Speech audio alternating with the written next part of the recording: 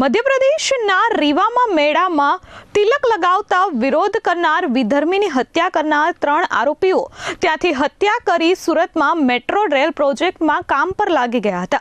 Surat SOG પોલીસે ત્રણેયની ધરપકડ કરી છે.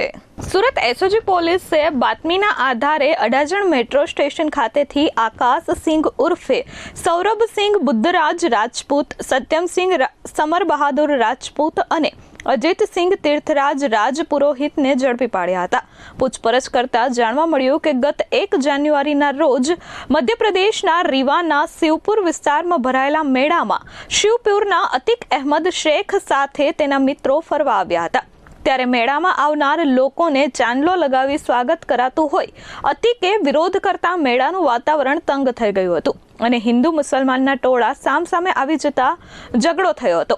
આ અંગેની અદાવત રાખી આકાશસિંહ, સત્યમસિંહ અને અજીતસિંહે ગત 27 જાન્યુઆરીના રોજ અતિક ટેમ્પો લઈને પસાર થતો હતો ત્યારે અન્ય લોકો સાથે મળી તેના પર લાઠી અને દંડા લઈ તૂટી પડ્યા હતા અને તેની હત્યા કરી હતી. આ હત્યાની ઘટનાનો વિડીયો પણ સામે આવ્યો હતો. હત્યા કરી ત્રણેય આરોપીઓ પોલીસ પકડથી બચવા સુરત આવ્યા હતા અને અડાજણ ખાતે મેટ્રો રેલ પ્રોજેક્ટમાં પ્રાઇવેટ સિક્યુરિટી ગાર્ડ તરીકે નોકરી પર લાગ્યા હતા.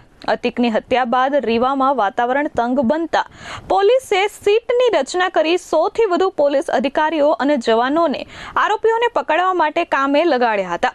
સ્થાનિક કોર્ટે પણ તેમને વોન્ટેડ જાહેર કર્યા હતા.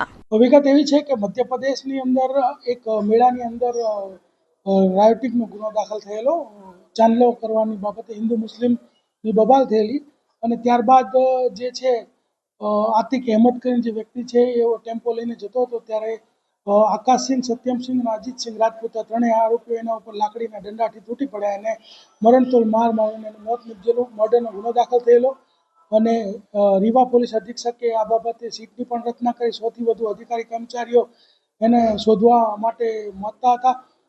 આ દરમિયાનમાં આ ત્રણેય વ્યક્તિઓ મર્ડર કર્યા બાદ અહીંયા સુરતમાં મેટ્રો રેલ પ્રોજેક્ટમાં ની અંદર 4 મહિનાથી નોકરી કરતા હતા અને એસઓજીને બાતમી મળી કે આ લોકો અહીંયા રહી રહ્યા છે તો એસઓજી આ લોકોને ધરપકડ કરી અને મધ્યપ્રદેશ પોલીસને પરત સોંપેલ છે. Bureau report S24 news, Surat.